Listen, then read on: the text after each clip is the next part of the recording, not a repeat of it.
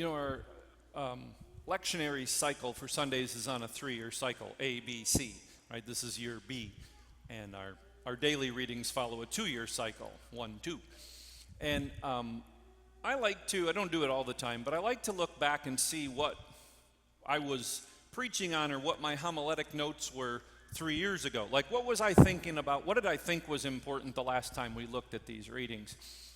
And I was looking at it this week in preparation, and I'm like, oh, this has got to be wrong, because what was in my notes was about the Olympics, and the Olympics is every 4 years, not every 3 years. That can't be right, except what happened? COVID, yeah, right? So the Tokyo Olympics were in 21, so I was like, oh, okay. And actually, this wasn't in my notes, because I'm like, there was something else. So I actually went back and watched that homily, and it was like, yep, I knew it. I'm missing something. And it was this powerful story of a Filipino Olympian. He was a boxer. If you remember his story, Carlo Paalam is his name. And what struck me is that reality, Malcolm Gladwell made this point, right? When you talk about the Olympic medals and the satisfaction they bring, intuitively you would think that they just go in order, that gold makes you the happiest, silver makes you the second happiest, bronze makes you the least happiest. But all research points to that's not the order. It's that gold makes you the happiest, bronze makes you the second happiest, and silver is last by a long shot. And it's because silver is often awarded in loss, right? In the final competition, you get the silver by losing. And I just don't think we often stop to think of that. And for Carlo Paalam 3 years ago, that's precisely what happened. He's in the gold medal match. He got knocked down 3 times in the match. He goes the full rounds and made it a split decision. And he ends up with silver. And of course, it's reported that he blew it, that he lost, that he blew it, that disappointing finish, yada, yada, yada. But Carlo's take on it was very different. He couldn't believe it. He couldn't believe the success and that he was even there. And of course, just by winning that silver, it changed his whole family's life. That one newspaper, that was their story. Carlo Paalam wins silver, guarantees family will never be poor again. And of course, I could go on and on about that story because it was so deep, right? The medals from Tokyo actually included recycled gold, silver, and bronze, like from computer parts. They recycled their medals. And Carlo actually used to be a garbage scavenger as a little kid. So he's like, this is me, this is my medal. But see, he's just teaching that deeper truth. And then you come to this Olympics, and another Filipino athlete has a painful, bizarre story, right? He double gold. This is Carlos Yulo, Carlo and Carlos. Carlos double golds in gymnastics. It's only their second gold ever in the history of the country, or second and third.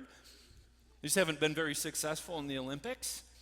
And then the story starts to leak out that he has a lot of family issues. That indeed, after the all-around competition, when Japan won it, his mom posted on social media, "I'm with Japan, strong," in an arm.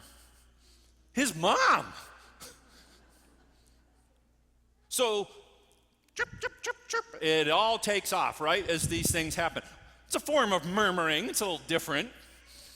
Poor Carlos, having the greatest moment of his life, and all people were talking about in that moment was, can you believe this? And they're attacking his mom, and she gets all mad, and on it goes. And Carlos takes to social media and records a 9-minute video where what he says is, and of course, what do you think this fight's about? Money. It's about money. That in a much earlier competition, she somehow ended up with the appearance money, and it got spent, and he had nothing to do with it. And so this issue, and this is all happening in the public eye, right? Like, and you can't stop it if you wanted to. And he has every right to be bitter, and go back to the list that we heard from St. Paul. He has every right, if you want, to be bitter and to be yelling and to go on and on. Because he's been wronged, and what his 9-minute video was about was peace and seeking reconciliation. And he said, I just want everyone to be happy. I just want everyone to be healed of all of this. That he goes, I've let it go, and I just want you. And it takes all the fuel out of the fire, doesn't it? If the one guy who has every right to be bitter and angry and to continue to fuel this feud says, nope, then how can anyone else in his behalf fuel that fire anymore?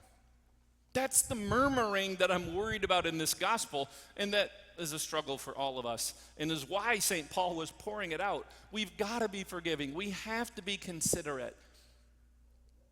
Otherwise, we miss it. And so the truth just keeps showing up. It did 3 years ago with Carlos' story. We hear it profoundly and painfully in Carlos' story. And we have our own examples of it. When I was in formation as an oblate, I remember one of the formators saying, "Don't ever tell me I have every right to be angry.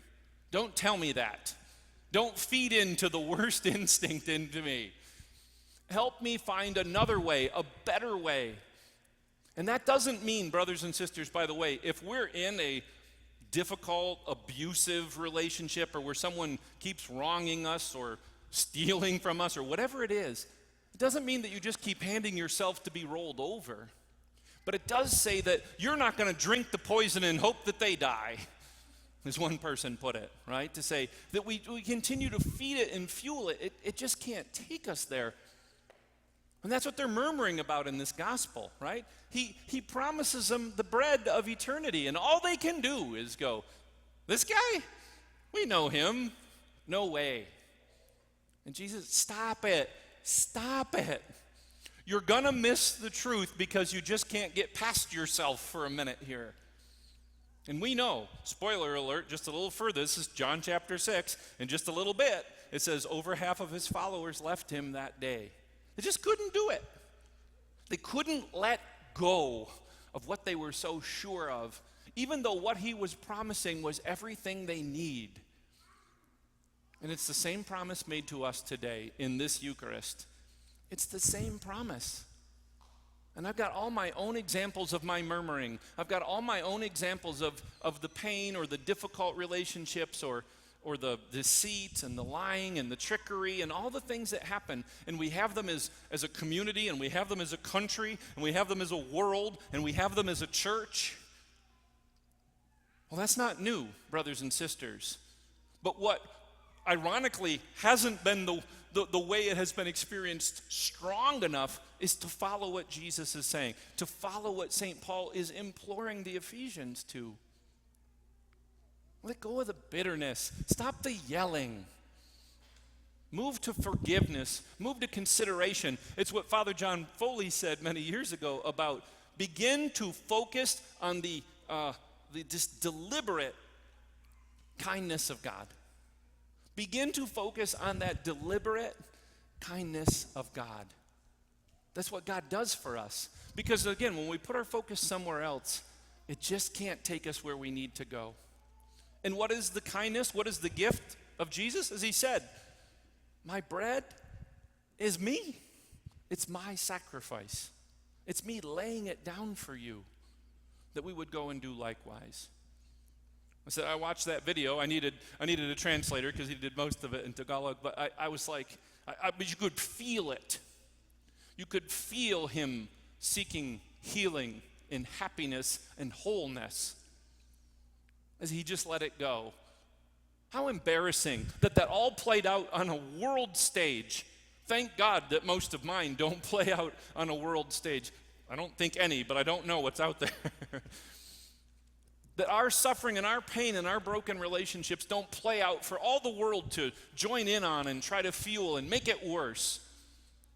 Where we find ourselves today, though, is with the same opportunity that Carlos offers to his mom, that Jesus is offering to us. And it's just life. It's life-giving for ourselves first, but then for others. As I said, true is true, and it just shows up all over, whether it's happening on this altar or whether it's happening on TikTok when a guy pours out his heart to forgive his mother. It's the same Jesus Christ. It's the same truth. It's that same truth that conquered sin and death. And it's ours in this Eucharist. For whatever is troubling our heart, whatever's troubling our relationships, whatever's troubling our church and our world, the answer, the food that we need to get well, is coming from this table.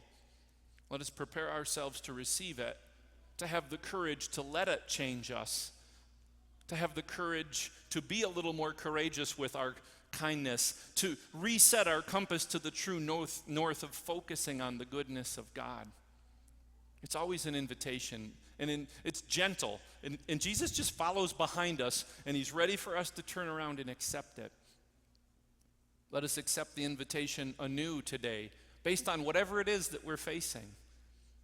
It will always be ours. We don't have to choose it, and far too many people have not. But it is ours in this Eucharist. May God be praised.